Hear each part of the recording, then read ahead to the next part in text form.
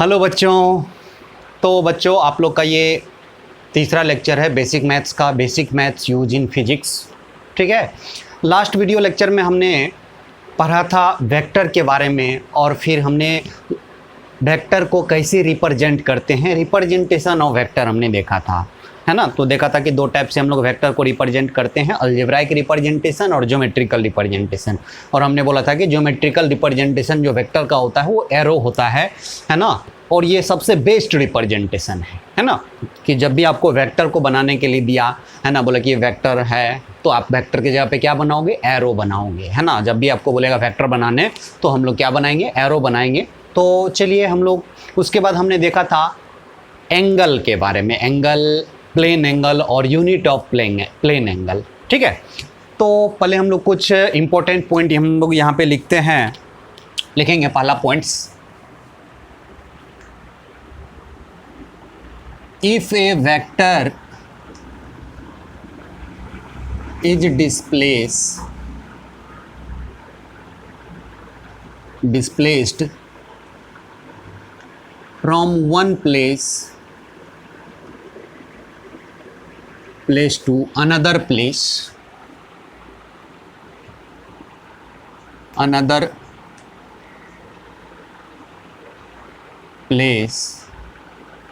without changing its magnitude,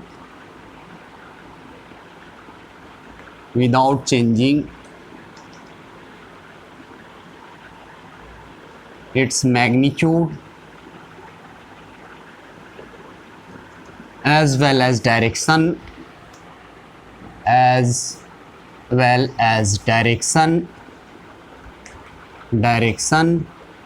then vector cannot change.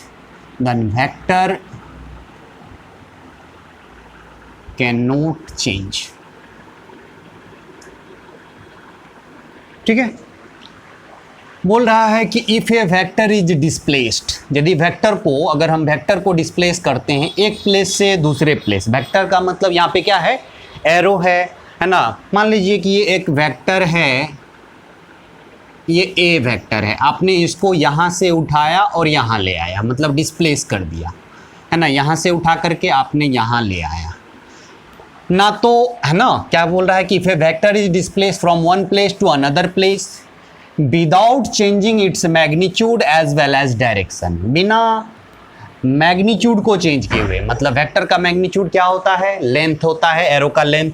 तो ना तो इसका लेंथ को हमने चेंज किया और ना ही इसका डायरेक्शन को हमने चेंज किया। ये डायरेक्शन अभी इधर की तरफ है, इसमें भी इधर की तरफ है, तो हम लोग बोलेंगे कि ये वेक्टर जो है आपका चेंज नहीं हुआ। पहले इसका नाम ए था तो अभी भी नाम इसका क्या है बच्चा, ए ही रहेगा, आपका वेक्टर चेंज नहीं हुआ। लेकिन वही आप इसको इस तरह से डिस्प्लेस कर रहे हो, यहाँ से उठा करके आप यहाँ ला रहे हो, लेकिन लाने के दौरान आपका क्या हो गया, कोई भी चीज़ यदि चेंज हो गया, आपने क्या देखा यहाँ पे, डायरेक्शन चेंज हो गया, तो बोलेंगे कि ये वेक्टर आपका सेम नहीं रहा। यहाँ पे ए वेक्टर है तो यहाँ पे दूसरा वेक्टर ये बन जाएगा, है ना। अब ये दूसरा वेक्टर हो गया, है ना, सेम वेक्टर नहीं हुआ, आपका वेक्टर ही चेंज हो गया। ठीक है, तो इस तरह से याद रखेंगे कि किसी वेक्टर को, है ना, if a vector is displace from one place to another place without changing its magnitude as well as direction, है ना, then vector can not change, vector आपका चेंज नहीं हो सकता है। समझ में आया, है ना। तो चलिए फटाफट इस पॉइंट को लिख लेंगे, जल्दी से इसको पॉज करके लिख लेंगे, है ना, फिगर भी बना लेंगे बच्चा। दूसरा पॉइंट हम लोग देखते हैं, if a vector is rotated by 2n pi, है ना। 2n pi, रोटेटेड का मतलब रोटेट कर रहे हैं, पाई का मतलब होता है 180 डिग्री। 2n pi, यहाँ पे n क्या है, वेयर n इज इंटीजर, है ना, जहाँ पे n क्या हो आपका, इंटीजर हो, वेयर n का वैल्यू क्या क्या हो, या तो 0 हो, या ±1 हो, या ±2 हो, एंड सो ऑन, है ना। मतलब 1 2 3 4 5 हो, देन लिखेंगे, then vector can not change, आपका वेक्टर चेंज नहीं होगा। मान लो कि आपका ये ए वेक्टर है, है ना, ये ए वेक्टर है। हमने इस वेक्टर को क्या किया, ऐसे करके, ये ए वेक्टर है, वेक्टर मीन्स एरो, है ना, तो इस एरो को हमने ऐसे घुमाया और कितना से रोटेट कर दिया, 2 पाई से। 2 पाई का मतलब 360 डिग्री। 360 डिग्री का मतलब ये एक बार ऐसे पूरा कंप्लीट घूम गया। तो हम लोग क्या बोलेंगे, कितना घूम गया, 2 पाई। तो इस वेक्टर को आपने यहाँ से ऐसे घुमाया और 2 पाई से घुमा लिया, तो फिर अपने ये जगह पे आ गया। ना तो इसका लेंथ चेंज हुआ और ना ही अभी डायरेक्शन चेंज हो गया। तो हम लोग क्या बोलेंगे, वेक्टर आपका चेंज नहीं होगा। तो बोलेंगे अभी भी वही वेक्टर है, जो पहले था ए अभी भी वही है। फिर आपने क्या किया कि फिर फर्दर आपने फिर 2 पाई से रोटेट कर लिया। तो टोटल कितना रोटेट हो गया, 2 पाई पहले रोटेट हुआ था, 2 पाई और रोटेट कर लिया, तो कितना रोटेट हो गया, 4 पाई। तो बोलेंगे आपका वेक्टर आपका चेंज नहीं होगा, है ना, क्योंकि जहाँ पे पहले था अभी भी फिर वहीं पे आ गया। ठीक है। कोई बच्चा बोला कि चलो, है ना, एक बार फिर से हम लोग इसको रोटेट कर लेते हैं, 2 पाई से फिर फर्दर रोटेट करते हैं। तो अब कितना घूम गया, बोलेंगे 6 पाई रोटेट हो गया। पहले 2 पाई फिर फर्दर 2 पाई हो गया, तो 4 पाई, अब 6 पाई, है ना। फिर भी क्या बोलेंगे, आपका वेक्टर आपका चेंज नहीं हो गया, है ना, चेंज नहीं होगा। तो आपने क्या देखा, 2 पाई के मल्टीपल पे, 2 पाई का मल्टीपल 2 पाई, 4 पाई, 6 पाई, 8 पाई, है ना। एन का वैल्यू आप 1 2 3 रखोगे तो 2 पाई, 4 पाई, है ना, 3 रखोगे तो 6 पाई, 7, है ना, 4 रखोगे तो 8 पाई। मतलब इससे रोटेट कर लो, 2n पाई से आप रोटेट कर लो, तो आपका वेक्टर चेंज नहीं होगा। कोई बच्चा बोलेगा सर 2 पाई छोड़ करके कोई और एंगल से रोटेट कर ले।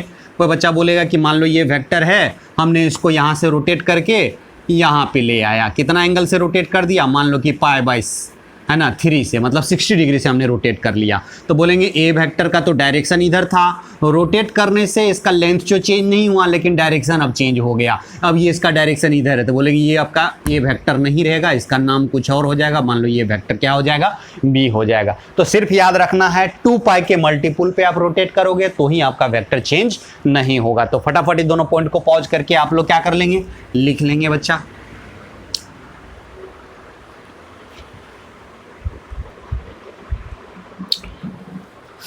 नेक्स्ट हम लोग लिखते हैं कोलिनियर। कोलिनियर, कोलिनियर का मतलब क्या होता है बच्चा, कोई भी चीज़ यदि एक ही लाइन में हो तो हम लोग बोलते हैं कोलिनियर, है ना। कोलिनियर किसको बोलेंगे, कोई भी चीज़ यदि आपका एक ही लाइन में होगा, है ना, तो उसको हम लोग क्या बोलेंगे, कोलिनियर। मतलब कोलिनियर का मतलब होता है इन the same line, in the same line, है ना, सेम लाइन। ठीक है, कोलिनियर का मतलब इन द सेम लाइन। कोई भी चीज़ यदि एक ही लाइन में हो, मान लो कि ये पॉइंट, ये पॉइंट, ये पॉइंट, ये P है, ये Q है और ये R है, तीनों आपका एक ही लाइन में है, तो हम लोग क्या बोलेंगे, ये तीनों पॉइंट क्या है आपका, कोलिनियर है ना। कोई भी चीज़ यदि एक ही लाइन में हो तो उसको हम लोग कोलिनियर बोलते हैं। ठीक है, चलिए अब इसी में स्टार दे करके लिखेंगे 2 points are always collinear. 2 points are always collinear।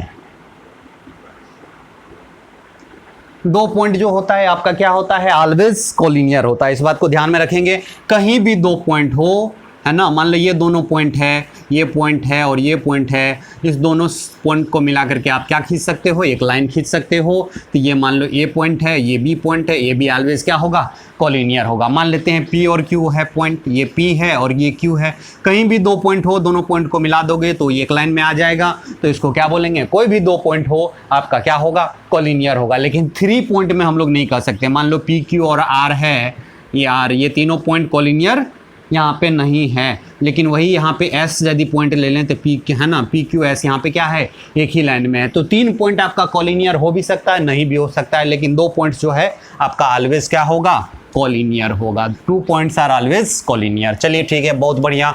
हम लोग इसके बाद हम लोग देखते हैं प्लेन।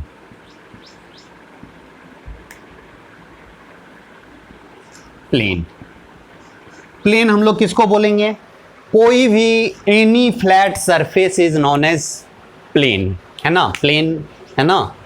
प्लेन किसको बोलेंगे, एनी फ्लैट सरफेस, कोई भी फ्लैट सरफेस हो, कोई भी समतल सरफेस हो, उसको क्या बोलेंगे, प्लेन। जैसे ये बोर्ड क्या है आपका, एक प्लेन है आपका, ये जो है ये मेरा, है ना, पाम जो है ये भी आपका क्या हो गया, एक प्लेन हो गया। पाम को ऐसे कर दें, ये भी एक प्लेन हो गया। ऐसे कर दें तो ये भी एक प्लेन हो गया, है ना। ऊपर का घर का ऊपर वाला सीलिंग वो भी एक प्लेन है। नीचे वाला आपका फ्लोर वो भी आपका क्या है, प्लेन, है ना। तो प्लेन आपका बहुत टाइप्स का हो सकता है, ढेर सारा हो सकता है प्लेन, ठीक है। तो प्लेन हम लोग किसको बोलेंगे, any flat surface is known as plane. Any flat surface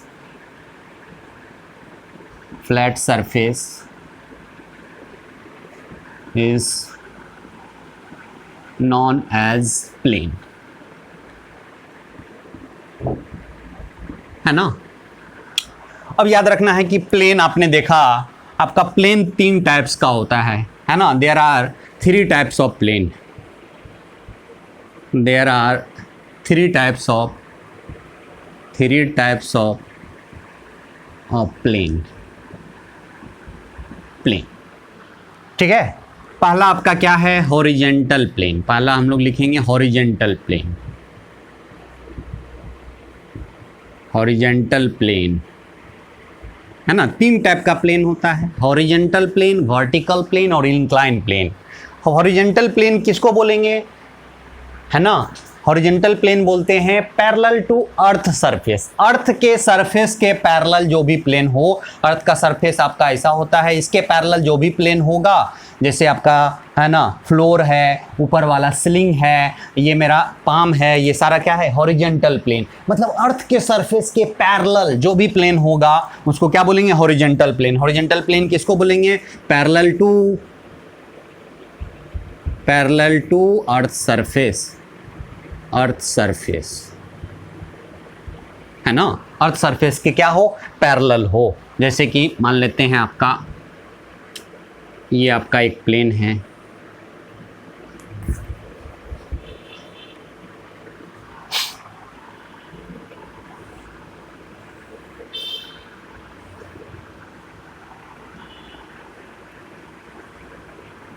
ये जो आप प्लेन देख रहे हो ये क्या है आपका, हॉरिजेंटल प्लेन, है ना। ये जो आपका प्लेन देख रहे हो ये कौन सा प्लेन है, हॉरिजेंटल प्लेन, ठीक है। तो इसको हम लोग क्या बोलेंगे, हॉरिजेंटल प्लेन बोलेंगे, ठीक है। नेक्स्ट दूसरा जो आपका प्लेन है, चलिए पॉज करके फटाफट इसको लिख लेंगे बच्चा।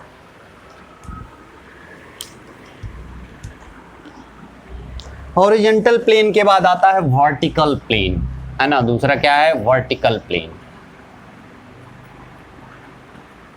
वर्टिकल प्लेन, वर्टिकल प्लेन किसको बोलेंगे, जो प्लेन अर्थ सरफेस पे परपेंडिकुलर हो। अर्थ सरफेस आपका ये वाला हो गया, अर्थ सरफेस की, है ना, ये वाला सरफेस को क्या बोलेंगे हम लोग, अर्थ सरफेस के पैरेलल हॉरिजेंटल प्लेन हो। हॉरिजेंटल प्लेन पे जो परपेंडिकुलर होगा, या बोलेंगे कि परपेंडिकुलर टू अर्थ सरफेस पे जो परपेंडिकुलर हो उसको बोलेंगे वर्टिकल प्लेन, है ना। अर्थ सरफेस के परपेंडिकुलर प्लेन, जैसे ये वाला प्लेन क्या है आपका, अर्थ सरफेस के परपेंडिकुलर है, तो इसको क्या बोलेंगे, वर्टिकल प्लेन। ये भी एक वर्टिकल प्लेन, इसको इधर घुमा दें, ये भी एक अलग वर्टिकल प्लेन हो जाएगा। इसको थोड़ा इधर कर दें तो अलग वर्टिकल प्लेन। तो इनफाइनाइट आपका वर्टिकल प्लेन हो सकता है। घर का जितना भी वाल है ना, घर का जो भी वाल है ना, वो क्या होता है, वर्टिकल प्लेन होता है। और नीचे वाला, है ना, फ्लोर और ऊपर वाला सीलिंग, दोनों क्या है, हॉरिजेंटल प्लेन है। घर के बारे में सोचो बच्चा, घर का जितना भी वाल है सारा कौन सा प्लेन है, वर्टिकल प्लेन, है ना। तो वर्टिकल प्लेन किसको बोलेंगे, परपेंडिकुलर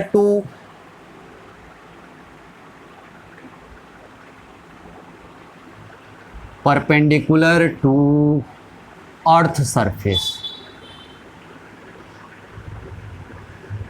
है ना। परपेंडिकुलर मतलब लंबवत होता है ना। तो perpendicular to earth surface, earth surface के क्या हो, परपेंडिकुलर हो, है ना। जैसे कि ये वाला आपका प्लेन देख रहे हो,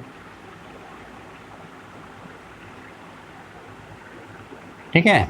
इस प्लेन को हम लोग क्या बोलेंगे, वर्टिकल प्लेन। ये आपका क्या है, वर्टिकल प्लेन, है ना। विजुलाइज करने के लिए आप सोचो, आपका जो घर है उसका जितना भी वाल है ना, वाल जो देख रहे हो चारों तरफ से जो वाल होता है वो कौन सा प्लेन है, वर्टिकल प्लेन, है ना। वर्टिकल प्लेन, है ना, अर्थ सरफेस के परपेंडिकुलर। चलिए तीसरा जो टाइप्स आपका प्लेन का होता है वो क्या होता है, इंक्लाइन प्लेन। ये टोटल 3 ही टाइप्स का प्लेन होता है ना। बोलेगा कि वर्टिकल प्लेन कितना हो सकता है, बोलेंगे इन्फानाइट वर्टिकल प्लेन हो सकता है ना। ये एक वर्टिकल प्लेन, आपका जितना भी वाल है घर का, चारों वाल आपका वर्टिकल प्लेन, जितना घर उतना वाल होगा तो सारा क्या होगा आपका वर्टिकल प्लेन होगा, है ना। तो ढेर सारा वर्टिकल प्लेन हो सकता है, ढेर सारा हॉरिजॉन्टल प्लेन हो सकता है। तीसरा आपका क्या है, इंक्लाइन प्लेन, है ना, याद रखेंगे इंक्लाइन प्लेन। तीसरा आपका है incline plane.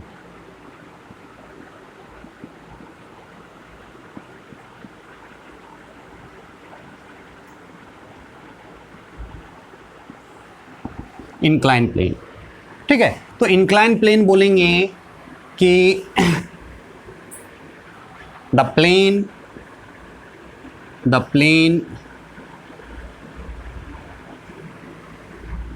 Makes some angle other than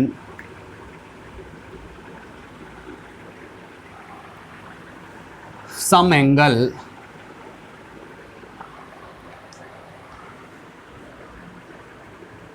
other than 0, 90 and 180, ये तीनों एंगल को छोड़ करके, मतलब 0, 90 और 180 को छोड़ करके बाकी कोई भी एंगल बने, है ना। The plane makes some angle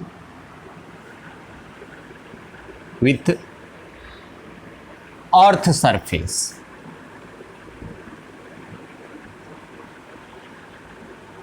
earth surface कैसा होता है, हॉरिजॉन्टल प्लेन होता है। तो या तो हॉरिजॉन्टल प्लेन से, है ना, make some angle with earth surface is known as inclined plane,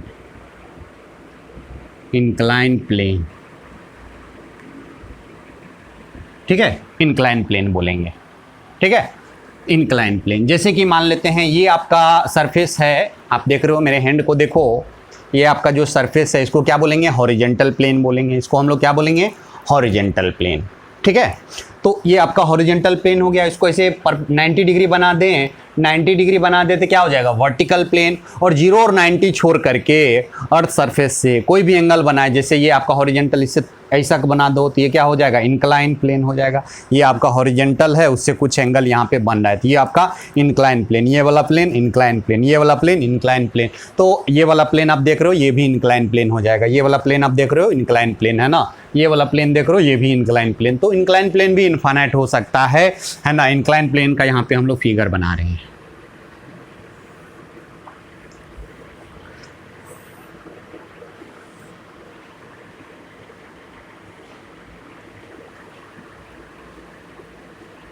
ठीक है, यहाँ पे आपका ये जो प्लेन है ये कितना एंगल बना रहा है, थीटा एंगल बना रहा है ना। ये कितना एंगल बना रहा है, यहाँ पे थीटा एंगल बना रहा है। आप ये जो प्लेन देख रहे हो और ये आपका ये लाइन है, ये आपका हॉरिजॉन्टल प्लेन है और ये आपका इंक्लाइन प्लेन है, जो कि हॉरिजॉन्टल से कितना एंगल बना रहा है, थीटा एंगल बना रहा है। तो ये बोलेंगे इंक्लाइन प्लेन है। इसका कौन सा व्यू है, तो आइसोमेट्रिक व्यू, आइसोमेट्रिक व्यू। ऐसा व्यू जिसमें कि थोड़ा सा फ्रंट भी देखे, थोड़ा बैक भी दिखे, उसको क्या बोलते हैं, आइसोमेट्रिक व्यू, है ना। और इसी को यदि फ्रंट से देखोगे तो सिर्फ ये लाइन दिखाई देगा और ये लाइन दिखाई देगा। तो इंक्लाइन प्लेन का जो आपका फ्रंट व्यू होगा वो हम लोग ऐसे बनाएंगे। हम लोग इंक्लाइन प्लेन बनाना होगा तो सिर्फ क्या बनाएंगे, ये बनाएंगे। इसको क्या बोलेंगे, फ्रंट व्यू। फ्रंट व्यू मतलब सामने से देखोगे तो सिर्फ क्या दिखेगा, ये दिखेगा, ये लाइन और ये लाइन दिखेगा। जैसे मान लो, है ना, कि ये आपका इंक्लाइन प्लेन है ना। ये वाला प्लेन जो है आपका क्या है, ये इंक्लाइन प्लेन है और ये आपका हॉरिजॉन्टल प्लेन है ना।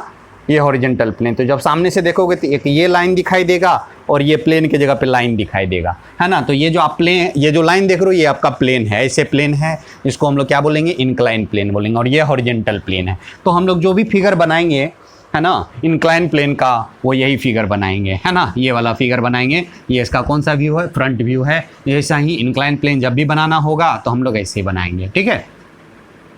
ये हॉरिजॉन्टल और ये हॉरिजॉन्टल से कुछ एंगल बना रहा है, यहाँ पे थीटा एंगल बना रहा है।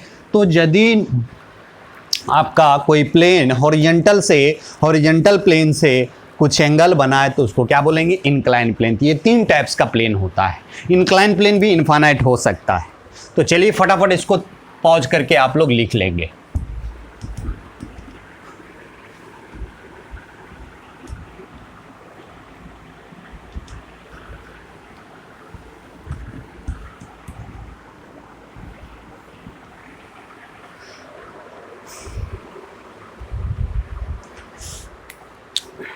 नेक्स्ट हम लोग लिखते हैं, प्लेन आपने देख दिया तो हम लोग यहां पे देखते हैं coplanar.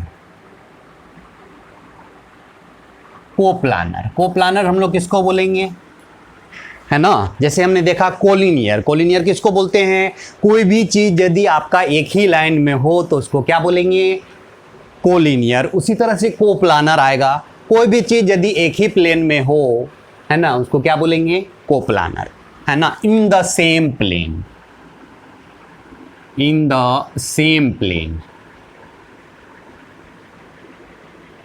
Plane, in the same plane, आपका किस में हो, एक ही प्लेन में हो, तो इसका कोप्लानर का मतलब होता है इन द सेम प्लेन। जैसे कि बोर्ड पे जो भी लिखा हुआ है ना, आपका ये ए, ये बी, ये सी, डी, जो भी लिखा हुआ है सब बोर्ड पे ही, बोर्ड वाले ही प्लेन में है। तो जितना भी आप देख रहे हो बोर्ड पे लिखा हुआ सब क्या हो गया, आपका कोप्लानर हो गया। समझ में आया, है ना। तो कोप्लानर हम लोग किसको बोलेंगे, कोई भी चीज यदि, है ना, एक ही प्लेन में हो तो उसको क्या बोलेंगे, कोप्लानर बोलेंगे। जैसे आप देख रहे हो जितना भी चीज लिखा हुआ है सब इसी प्लेन में है ना। बोलेंगे ये वाला जो लिखा हुआ है देख लो मेरे हैंड पे, है ना, ये और जितना भी लिखा हुआ है, बोलेंगे जितना भी बोर्ड पे लिखा हुआ है सब तो एक प्लेन में है, लेकिन ये जो हमारे हाथ पे जो लिखा हुआ है ये दूसरे प्लेन में है, तो बोलेंगे ये हाथ पे लिखा हुआ और ये सारा चीज आपका कोप्लानर नहीं है, जिसमें ये आपका कोप्लानर में नहीं आएगा। ठीक है, तो याद रखेंगे बच्चा, यदि एक ही प्लेन में सब कुछ हो तो उसको क्या बोलेंगे हम लोग, कोप्लानर बोलेंगे, है ना। कोप्लानर का मतलब होता है इन द सेम प्लेन, है ना। चलिए आगे हम लोग देखते हैं कि हमने देखा था 2 points are always collinear, 2 point जो होता है हमेशा क्या होता है, कोलिनियर। उसी तरह से 3 पॉइंट जो होगा ऑलवेज क्या होगा, कोप्लानर होगा। तो 3 points are always coplanar, 3 points are always, है ना, क्या चीज, तो कोप्लानर, है ना। 3 पॉइंट ऑलवेज क्या होगा, याद रखना, कोप्लानर होगा। जैसे मान लेते हैं 1 पॉइंट यहाँ लिया, 1 पॉइंट यहाँ लिया, 1 पॉइंट यहाँ लिया, ये ए, बी और ये सी, ये तीनों क्या है, एक ही प्लेन में है, तो क्या बोलेंगे, ये तीनों पॉइंट आपका कोप्लानर है। ठीक है, याद रखेंगे, कहीं भी 3 पॉइंट हो आपका क्या होगा, कोप्लानर होगा। कोई बच्चा बोलेगा कि नहीं सी वाला जो पॉइंट ले रहे हैं हम लोग यहाँ ले रहे हैं, देखो, है ना, ये मार्कर का टिप को लेते हैं हम सी पॉइंट, हम लोग ये मार्कर का टिप को लेते हैं सी पॉइंट। तो बोलेगा कि ए और बी तो एक प्लेन में है, ये तो अलग प्लेन में है, ये तो है नहीं प्लेन में, है ना, तो कोप्लानर तो नहीं हुआ। बोलेंगे नहीं, कहीं भी 3 पॉइंट होगा, है ना, वो एक ही प्लेन में आ जाएगा, क्योंकि 3 पॉइंट्स मिलकर के आपका क्या बनाता है, ट्रायंगल बनाता है। जैसे ये एक पॉइंट ले लिया, है ना, तो बोलेंगे ये इसको मिला लो, ऐसे मिला लो और ऐसे मिला लो, तो ये भी एक प्लेन बन गया, है ना। बोले ये किस प्लेन में आ गया, ए बी सी किस प्लेन में आ गया, इंक्लाइन प्लेन में आ गया। यहाँ पे आप किस में आ गया, इंक्लाइन प्लेन में, ये भी एक प्लेन में ही आ गया। इसीलिए कहीं भी 3 पॉइंट रहे हमेशा क्या होगा, कोप्लानर होगा। 3 पॉइंट कहीं भी रहे, है ना, 3 पॉइंट्स आर ऑलवेज क्या होता है, कोप्लानर। आपने ए, बी और सी जो है लिया, अपना ये मार्कर का टिप देखो, इसको हम लोग सी पॉइंट मान रहे हैं, तो बोलेंगे ये वाला पॉइंट, ये पॉइंट तीनों एक ही प्लेन में, देखो तीनों क्या है, एक ही प्लेन में। ठीक है, तीनों एक ही प्लेन में, है ना। तो कहीं भी 3 पॉइंट रहे आपका क्या होगा, कोप्लानर होगा। तो इस बात को ध्यान में रखेंगे, 3 पॉइंट्स आर ऑलवेज कोप्लानर। अब हम लोग देखते हैं लाइन के बारे में। 2 लाइन, है ना, एक लाइन ये है और एक ये लाइन है। ये दोनों लाइन एक दूसरे को क्या कर रहा है, इंटरसेक्ट कर रहा है, काट रहा है। और ये दोनों लाइन क्या है बच्चा, ये दोनों लाइन आपका पैरेलल है ना। इसको, ये दोनों लाइन को हम लोग क्या बोलेंगे बच्चा, ये दोनों लाइन क्या है, इंटरसेक्टिंग लाइन, इंटरसेक्टिंग लाइंस, है ना, ये दोनों इंटरसेक्ट कर रहा है, मतलब काट रहा है एक दूसरे को, है ना, एक दूसरे को क्या कर रहा है, काट रहा है। जैसे ये दोनों लाइन है ना, एक मार्कर ये और एक मार्कर ये, दोनों एक दूसरे को काट रहा है, तो क्या बोलेंगे, ये दोनों लाइन क्या है, इंटरसेक्ट कर रहा है। और यहाँ पे आप देख रहे हो कि ये दोनों लाइन क्या है बच्चा, ये दोनों लाइन पैरेलल है, पैरेलल लाइंस, ये दोनों लाइन क्या है आपका, पैरेलल। तो एक बात याद रखना बच्चा, यदि दो लाइन एक दूसरे को इंटरसेक्ट करे या दो लाइन क्या हो, पैरेलल हो, मतलब इंटरसेक्टिंग लाइन और पैरेलल लाइन ऑलवेज एक ही प्लेन में होगा। ठीक है, यदि कोई भी, जैसे मान लो ये मार्कर है, मार्कर मतलब दो लाइन एक दूसरे को क्या कर रहा है, इंटरसेक्ट कर रहा है, तो ये क्या आ जाएगा, एक ही प्लेन में आ जाएगा। देखो एक ही प्लेन में आ जाएगा ये, है ना। और यदि मान लो ये दोनों लाइन है ना पैरेलल है, तो पैरेलल भी है तो भी क्या हो जाएगा, जैसे ये दोनों लाइन क्या है आपका, पैरेलल है, तो ये दोनों लाइन आपका पैरेलल है, तो क्या बोलेंगे, एक ही प्लेन में आ जाएगा, एक ही प्लेन में आ जाएगा, है ना। तो पैरेलल हो या इंटरसेक्टिंग हो, है ना, दोनों लाइन क्या होता है ना। तो यहाँ पे इस बात को लिख लेंगे, intersecting lines are always coplanar, है ना, any two intersecting line, intersect का मतलब होता है काटना, है ना। इंटरसेक्टिंग लाइंस आर ऑलवेज, है ना, ऑलवेज कोप्लानर। ठीक है, ऑलवेज क्या होता है, कोप्लानर होता है। इसी में any two parallel lines, parallel lines are always coplanar, मतलब दो लाइन यदि पैरेलल हो तो एक ही प्लेन में आएगा। याद रखना कि यदि दो लाइन आपका क्या है, पैरेलल है, तो एक ही प्लेन में आएगा, एकदम तय है बच्चा, एकदम, है ना। वीडियो को, है ना, कोई भी वीडियो लेक्चर नहीं छोड़ना है ना। यदि आप सारे वीडियो लेक्चर को अच्छे तरीके से देखते हो तो फिजिक्स में मज़ा आना शुरू हो जाएगा, क्योंकि फिजिक्स जो है आपका फील करने का सब्जेक्ट है, एकदम फील होनी चाहिए अंदर से, है ना। और यदि आप सारे वीडियो लेक्चर आप देखते जाते हो 1 बाय 1 करके, तो आपको फिजिक्स में कोई दिक्कत नहीं होगा, है ना। और यदि फिजिक्स आप सबसे इंटरेस्टिंग सब्जेक्ट आपका बन जाएगा। ठीक है, तो बस आपको क्या करना है, सारे वीडियो लेक्चर को जितना भी हम 1 बाय 1 करके, ये तीसरा आपका वीडियो लेक्चर है ना, तो इसको भी हर वीडियो लेक्चर को देखते रहना है और बार बार उसको रिवाइज करते रहना है, और वीडियो लेक्चर देखना है, और जितना पॉइंट हम लिखा रहे हैं, है ना, उसको अपने कॉपी में लिख करके नोट भी तैयार कर लेना है, और बार बार उसको देखते रहना है। और फिर हम लोग असाइनमेंट देंगे, है ना, प्रॉब्लम देंगे, है ना, उसको भी बनाते रहना है। चलिए,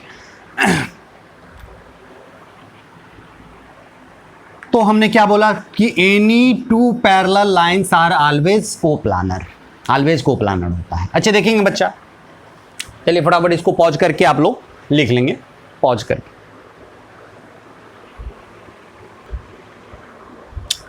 चलिए बच्चा, हमने देखा कि इंटरसेक्टिंग लाइन और पैरेलल लाइन। अब बताएंगे कि ऐसा कोई लाइन हो सकता है जो कि ना तो इंटरसेक्ट करे ना ही पैरेलल हो, है ना। और बच्चा बोलेगा कि ऐसा कोई लाइन पॉसिबल है जो कि ना तो इंटरसेक्ट करे, बोलेंगे ये दोनों तो इंटरसेक्ट नहीं कर रहा है, बोलेंगे नहीं, लाइन जो होता है दोनों तरफ से इनफाइनाइटली एक्सटेंडेड होता है, तो इसको यदि आगे बढ़ाओगे और इस लाइन को आगे बढ़ाओगे तो क्या कर लेगा, इंटरसेक्ट, है ना। और इंटरसेक्ट तभी नहीं करेगा जब वो क्या होगा, पैरेलल होगा, है ना। तो क्या ऐसा दो लाइन पॉसिबल है जिससे कि वो ना तो इंटरसेक्ट करे ना ही पैरेलल हो, बोलेंगे बहुत सारा लाइन हो सकता है। देखो बच्चा ध्यान से देखना, हम दिखा रहे हैं, क्योंकि हम लोग ऐसा दो लाइन जो कि ना तो इंटरसेक्ट करे ना ही पैरेलल हो, वो एक प्लेन में नहीं आएगा, इसीलिए हम लोग वो लाइन को इस प्लेन में नहीं खींच सकते, है ना। जैसे कि ध्यान दो बच्चा, एक लाइन आपका ये है, ये मार्कर और ये दोनों लाइन देखो, क्या ये दोनों पैरेलल है, बोलेंगे नहीं। क्या ये इंटरसेक्ट कर रहा है, बोलेंगे नहीं। तो ये दोनों लाइन को हम लोग क्या बोलेंगे, non intersecting non parallel line, है ना। ठीक है, नॉन इंटरसेक्टिंग नॉन, देखो ये लाइन आप इधर जा रहा है और ये लाइन इधर जा रहा है, दोनों एक दूसरे को इंटरसेक्ट कर रहा है, काट रहा है, बोलेंगे नहीं, है ना। पैरेलल है, बोलेंगे नहीं, ठीक है, ना तो पैरेलल है ना ही इंटरसेक्ट कर रहा है। तो बहुत सारा ऐसा लाइन हो सकता है, जैसे ये लाइन, ये भी दोनों क्या है एक दूसरे को ना तो इंटरसेक्ट, ये इधर जा रहा है अपने दुनिया में और ये इधर जा रहा है, तो दोनों आपका ना तो इंटरसेक्ट कर रहा है ना ही पैरेलल है, तो ये आपका एक ही प्लेन में नहीं होगा। याद रखना कि दो ऐसा लाइन जो कि ना तो इंटरसेक्ट हो ना ही क्या हो पैरेलल हो, वो एक ही प्लेन में होगा ही नहीं। यदि एक ही प्लेन में होता तो वो दोनों लाइन को हम लोग इससे बोर्ड के प्लेन में खींच सकते थे, है ना। तो इस बात को ध्यान में रखेंगे और स्टार दे करके लिख लेते हैं।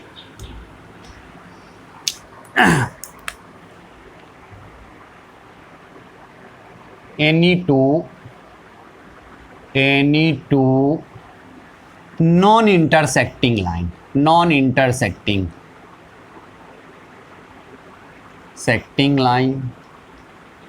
Line and non-parallel line. Parallel lines are not coplanar. ठीक है, ऐसे लाइन को हम लोग कैसे दिखाते हैं, जैसे मान लो कि ये एक ने हमने क्या खींच लिया, एक लाइन खींच लिया और एक लाइन हमने यहाँ पे लिया है।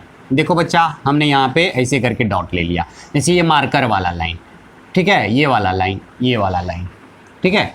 तो इसको हम लोग यहाँ पे डॉट से दिखाते हैं, है ना। ये एक हम लोग ऐसा लाइन जो कि प्लेन पे परपेंडिकुलर हो, उसको या तो हम लोग डॉट से दिखाते हैं या क्रॉस पे दिखाते हैं।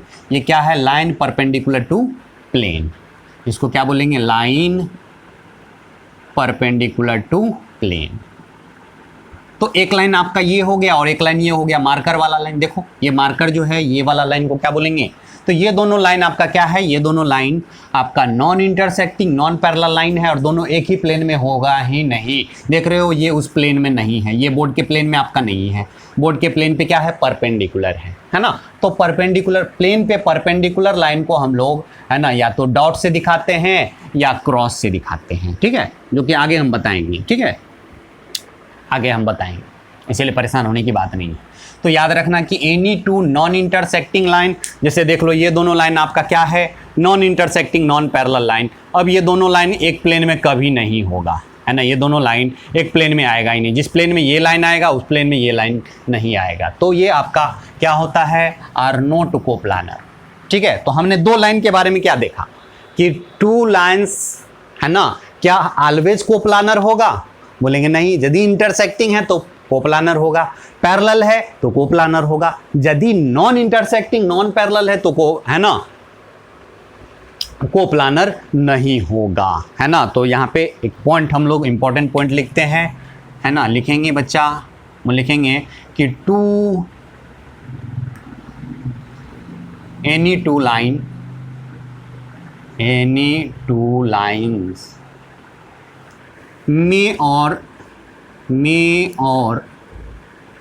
may not coplanar,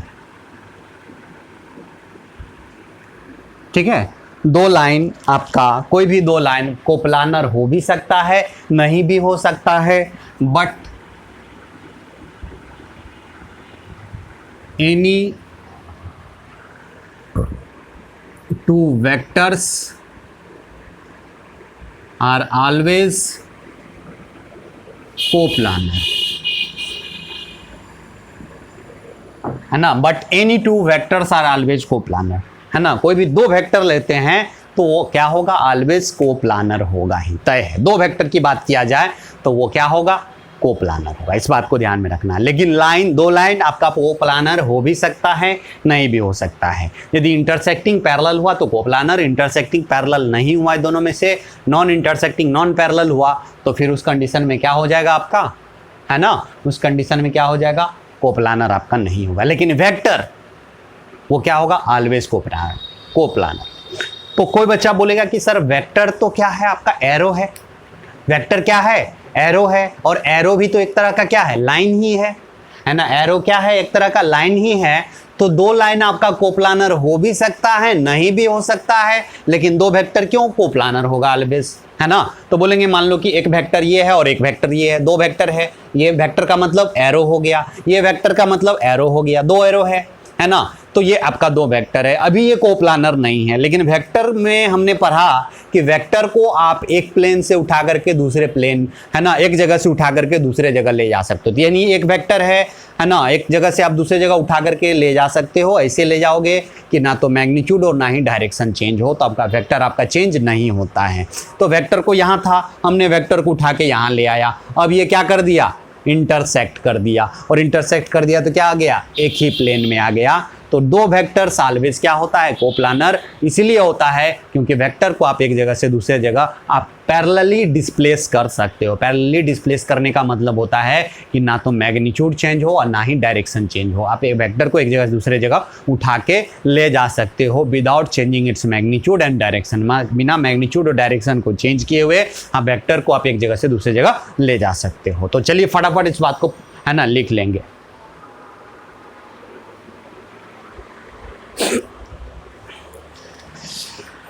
चलिए बच्चा, हमने बोला था कि एरो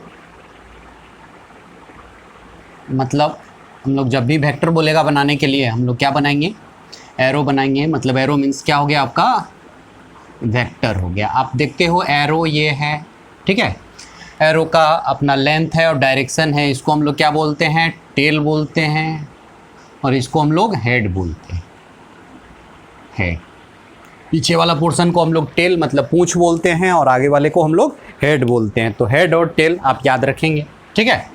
चलिए हम लोग देखते हैं एंगल बिटवीन टू वेक्टर, दो वेक्टर के बीच का angle, angle between two vector, angle between two vector vectors. दो वेक्टर के बीच का हमको एंगल निकालना होगा। तो कैसे निकालेंगे, है ना, ध्यान देंगे कैसे हम लोग दो वेक्टर के बीच का एंगल निकालेंगे। देखेंगे put the tail of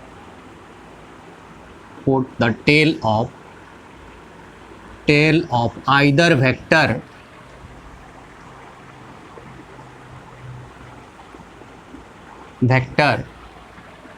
on the tail of other vector,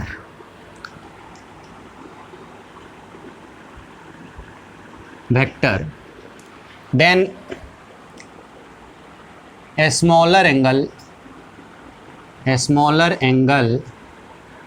between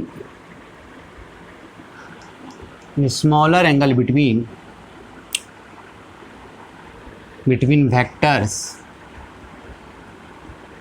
is known as angle between two vector, angle between two vectors, ठीक है। मतलब हमने क्या बोला कि put the tail of either vector, किसी एक वेक्टर के टेल को कहाँ पे रखना है, on the tail of other vector, other vector के टेल पे रखना है। Then a smaller angle between vectors is known as angle between two vector. जैसे कि आपको दे दिया एक वेक्टर आपका ये ए है और दूसरा वेक्टर आपका ये है बी, ठीक है। तो हमको क्या करना है, एक वेक्टर के टेल पे दूसरे वेक्टर का टेल को रखेंगे, और याद रखेंगे बच्चा हम लोग वेक्टर को एक जगह से दूसरे जगह ले जा सकते हैं। तो मान लो कि ए अपने जगह पे था, ए वेक्टर अपने जगह पे है, और बी वेक्टर को यहाँ से उठाया और इसके टेल पे रख दिया, ये आपका बी वेक्टर हो गया, ठीक है। बी को आपने यहाँ से उठाया और यहाँ रख दिया, कोई दिक्कत नहीं। आप एक जगह से दूसरे जगह पैरेलली आप ले जा सकते हो वेक्टर को, आप एक जगह से दूसरी जगह उठा के ले जा सकते हो। ऐसे ले जा सकते हो कि ना तो इसका लेंथ चेंज हो, मतलब ना तो मैग्नीट्यूड चेंज हो और ना ही इसका डायरेक्शन चेंज हो, तो वेक्टर आपका चेंज नहीं होता है। तो बोलता है कि ये मान लो यहाँ पे दो एंगल बना, एक एंगल इधर बना और एक एंगल इधर बना, दो एंगल यहाँ पे बन रहा है, दो है ना, दो वेक्टर के बीच का दो। तो इसमें जो स्मॉलर एंगल है, मान लो ये एंगल थीटा बन रहा है, तो स्मॉलर दोनों में कौन है, ये वाला, तो इसी को बोलेंगे एंगल बिटवीन यहाँ पे ए एंड बी, ए और बी के बीच का एंगल है। तो क्या करना है दो वेक्टर के बीच का एंगल निकालने के लिए बच्चा? सबसे पहला काम टेल से टेल को मिलाना है, मतलब पूंछ से पूंछ को मिलाना है, और फिर जो स्मॉलर एंगल होगा दो वेक्टर के बीच का वही क्या कहलाएगा? Angle between two vector. ठीक है, जैसे एग्जाम्पल के तौर पे हम लोग एग्जाम्पल देखते हैं। हमको दे दिया ये ए वेक्टर है और ये आपका बी वेक्टर है ना, और ये वाला एंगल दे दिया 120 डिग्री, और बोला कि हमको ए और बी के बीच का एंगल निकालने के लिए। तो ए और बी के बीच का एंगल कितना होगा बच्चा?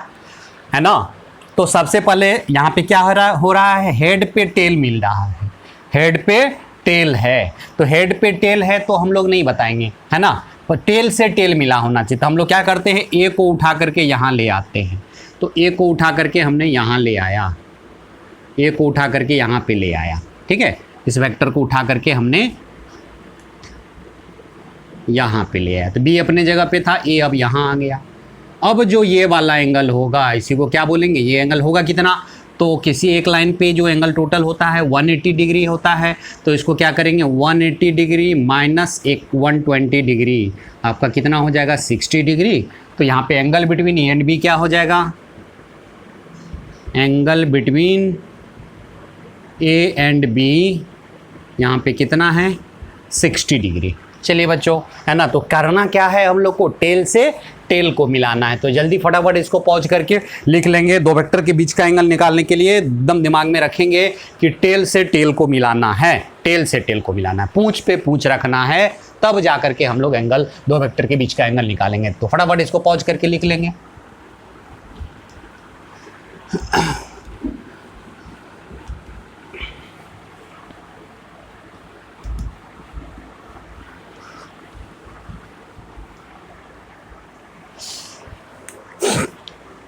चलिए बच्चा, एक एग्जाम्पल हम लोग और देखते हैं। मान लो ये ए वेक्टर है, ये आपका ए वेक्टर है, और ये आपका बी वेक्टर है, ये आपका बी वेक्टर है। ठीक है, ये बी वेक्टर है, और ये वाला एंगल आपका दिया हुआ है 50 डिग्री, और बोल रहा है कि a angle between A and B निकालने के लिए, angle between A and B. तो कहेंगे यहाँ पे टेल से टेल मिल रहा है, बोलेंगे नहीं मिल रहा है। तो क्या करना पड़ेगा? किसी एक वेक्टर को उठा करके दूसरे के टेल पे रखना पड़ेगा, या तो इस वेक्टर को उठा के यहाँ ले आओ, ठीक है, या बी वेक्टर को उठा करके इसके टेल पे रख दो, या दोनों वेक्टर को उठा करके ए को यहाँ ले आओ और बी को यहाँ ले आओ। तो चलो हम लोग ए को उठा करके यहाँ लेते हैं, तो ए यहाँ आ गया, और बी को उठा करके यहाँ ले आते हैं, तो ये आ गया क्या? ये आपका बी आ गया, है ना। तो ए और बी के बीच का एंगल इस बार ये है ना। तो आप जानते हो वर्टिकल अपोजिट एंगल बराबर होता है, तो ये 50 है, तो ये वाला भी क्या हो जाएगा? 50। तो एंगल बिटवीन टू, है ना, angle between A and B यहाँ पे कितना हो गया? आपका 50 डिग्री। तो याद रखेंगे बच्चा, आपने क्या देखा कि हेड पे हेड मिल रहा है तो जो एंगल हो रहा है 50, तो भी एंगल, है ना, angle between A and B कितना है? 50। तो टेल से टेल मिलाना है, या हेड से हेड भी यदि मिल रहा है तो दो वेक्टर के बीच का एंगल वही होगा, है ना। जब हेड से हेड मिले तो जो एंगल होगा वही एंगल जो है एंगल बिटवीन टू वेक्टर होगा, है ना। तो क्या देख रहे हैं आपने यहाँ पे हेड से हेड मिला तो एंगल आया 50, एंगल आपका 50 हो रहा है, तब टेल से टेल मिला है तो भी कितना हो गया? 50 हो गया। तो angle between A and B कितना हो जाएगा? 50। मतलब कहने का मतलब कि यदि वेक्टर का सेम मिल रहा है, टेल से टेल मिल रहा है या हेड से हेड मिले, तो जो एंगल होगा उसी को क्या बोलेंगे? Angle between two vector. तो इसको दिमाग में रखेंगे बच्चा, है ना। तो चलिए कुछ क्वेश्चन हम लोग दे देते हैं, है ना, घर से बनाने के लिए। आप लोग इसको ट्राई करोगे। दिया हुआ है 3 वेक्टर है, एक ए है, ये आपका बी वेक्टर है, ये आपका सी वेक्टर है, ठीक है। ए बी और सी 3 वेक्टर है आपका यहाँ पे। ये आपका ए वेक्टर है,